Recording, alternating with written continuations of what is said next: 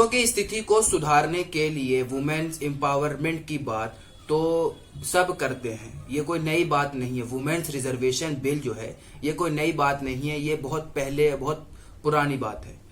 मगर यहाँ पर सवाल ये पूछना जरूरी है सरकार से कि क्या सिर्फ वुमेन रिजर्वेशन बिल लाने से किसी एक महिला समाज का एम्पावरमेंट होगा? क्योंकि हमने इसी सरकार में देखा है बिल्किस बानो के साथ जो हुआ, और जो आज वो न्याय पाने के लिए दर दर भटक रही हैं। और हमने ये भी देखा है कि देश की राजधानी दिल्ली में जिन बेटियों ने देश का नाम पूरी दुनिया में रोशन किया था, इसी सरकार की हुकूमत के अंदर उन्हें सड़क पर घसीटा गया था, उन्हें पीटा गया था। तो वुमेन रिजर्वेशन बिल लाने से क्या वुमेन की एम्पावरमेंट होगी? ये सवाल बहुत जरूरी है और सोचना जरूरी है इस पर। मैं नादिर समर आप सभी का अपने YouTube चैनल पर स्वागत करता हूं। अगर आप मेरे चैनल पर नए हैं तो चैनल को सब्सक्राइब कर लें और बेल आइकन भी दबा लें और मेरे वीडियोस को जरूर देखा करें। अगर मैं अपनी बात करूं तो वुमेन्स रिजर्वेशन बिल के मैं खिलाफ नहीं हूं, क्योंकि इस देश में अगर राजनीति के अंदर औरतों की हिस्सेदारी ज्यादा बढ़ेगी तो जब देश में नए नए कानून बनेंगे तो उसमें औरतों का भी खास ख्याल रखा जाएगा। सरकार वुमेन रिजर्वेशन बिल लेकर आई है जिसका सब सपोर्ट कर रहे हैं और करना भी चाहिए। मगर यहाँ पर सवाल ये पूछना जरूरी है कि उस टाइम जब बिल्किस बानो के अपराधियों को संस्कारी बताकर रिहा किया गया था, तब वुमेन एम्पावरमेंट कहाँ गया था? क्या सरकार ने उस टाइम ये क्यों नहीं सोचा कि जब उनके अपराधियों को संस्कारी बताकर रिहा किया जाएगा तो बिल्किस बानो जो न्यायपालिका से ये उम्मीद लगाकर बैठी हैं कि मुझे इस देश में न्याय मिलेगा, मेरे साथ इंसाफ होगा, उनकी सारी उम्मीदें खत्म कर दी इस सरकार ने। उस टाइम इस सरकार ने, और जो लोग आज इसके सपोर्ट में हैं, वुमेन्स रिजर्वेशन बिल के सपोर्ट में हैं, चाहे वो एक्ट्रेस कंगना रनौत हो या जो भी लोग हो, वो उस टाइम पर क्यों नहीं बोले? दूसरी तरफ जब देश की राजधानी दिल्ली में पहलवान बेटियों को सड़कों पर घसीटा जा रहा था, तब ये सरकार कहाँ थी? इनका वुमेन एम्पावरमेंट कहाँ था? वुमेन की हिस्सेदारी कहाँ थी? बराबरी कहाँ थी? आप एक बात समझ लीजिए, मौजूदा इस दौर में वो महिलाओं को बराबरी तो छोड़िए, उनको अगर हिस्सेदारी भी मिल जाए तो बहुत बड़ी बात होगी। अब बहुत से लोगों को लगेगा कि सरकार चाहे कुछ भी कर दे, लोग खाली सवाल उठाते हैं। तो जो लोग ऐसा सोच रहे हैं तो मैं उन्हें ये बताना चाहूंगा कि इस देश में बिल्किस बानो के साथ जो हुआ वो हम सभी जानते हैं। वो सही होने पर भी आज तक न्याय के लिए भटक रही हैं। और हमने ये भी देखा है कि जिन बेटियों ने देश का नाम रोशन किया था, उन्हें सड़क पर घसीटा गया था। देश की महिला चाहे किसी भी फील्ड में हो, वो जब मैदान में उतरती है तो किसी भी मर्द से कम नहीं होती है। मगर मौजूदा इस दौर में औरतों को बराबरी तो छोड़िए, उन्हें उनका हिस्सा भी नहीं मिला है। मोदी सरकार ने 2024 के इलेक्शन से लोकसभा में महिला आरक्षण बिल लेके आई है।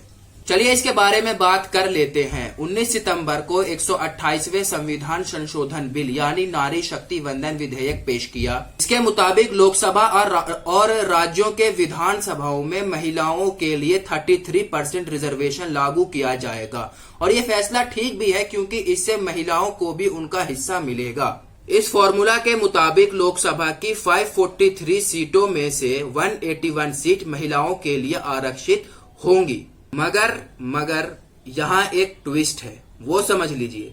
नए विधेयक में सबसे बड़ा पेंच ये है कि ये डिलिमिटेशन यानी परिसीमन के बाद लागू होगा, और परिसीमन इस विधेयक के बाद होने वाली जनगणना के अंदर के आधार पर होगा। 2024 में होने वाले आम चुनावों से पहले जनगणना और परिसीमन करीब करीब असंभव है, समझे? इस फॉर्मूला के मुताबिक विधानसभा और लोकसभा चुनाव समय पर हुए तो इस बार महिला आरक्षण लागू नहीं होगा। ये 2029 के लोकसभा चुनाव या इससे पहले के कुछ विधानसभा चुनाव से लागू हो सकता है। चलिए अब थोड़ा पीछे से भी समझ लेते हैं। संसद में महिलाओं के आरक्षण का प्रस्ताव करीब 3 दशक से पेंडिंग है और लग रहा है कि आगे भी रहेगा।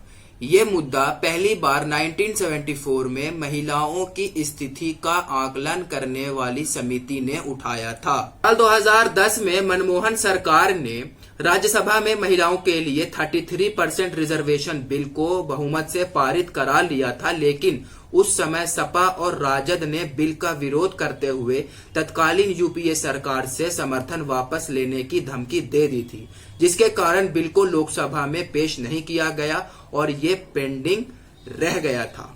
सपा और राजद ने बिल का विरोध क्यों किया था उसके बारे में भी बता देता हूं।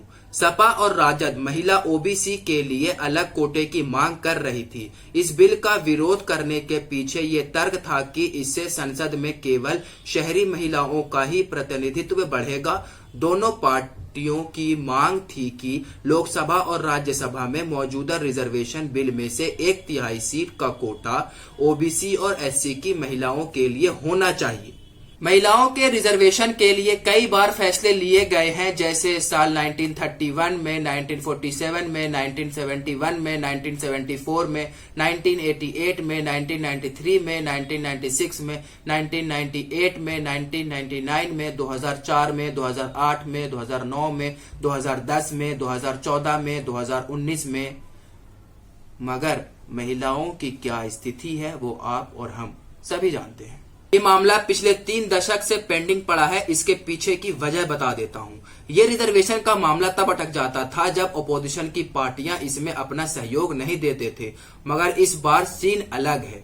अपोजिशन की पार्टियां साथ दे रही हैं और इसका सपोर्ट कर रही हैं। एक बहुत सही सवाल जो बहुत सारे लोगों के दिमाग में आ रहा है, और वो सवाल ये है कि महिला आरक्षण तुरंत लागू क्यों नहीं किया जा सकता। चलिए मैं समझा देता हूँ। जनगणना और परिसीमन के बाद ही यह कानून लागू हो पाएगा। जनगणना में कम से कम 2 साल लगेंगे, इसके बाद ही परिसीमन संभव है।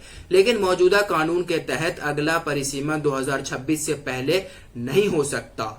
ऐसे में 2027 में 8 राज्यों के चुनाव और 2029 के आम चुनाव से ही यह लागू हो पाएगा।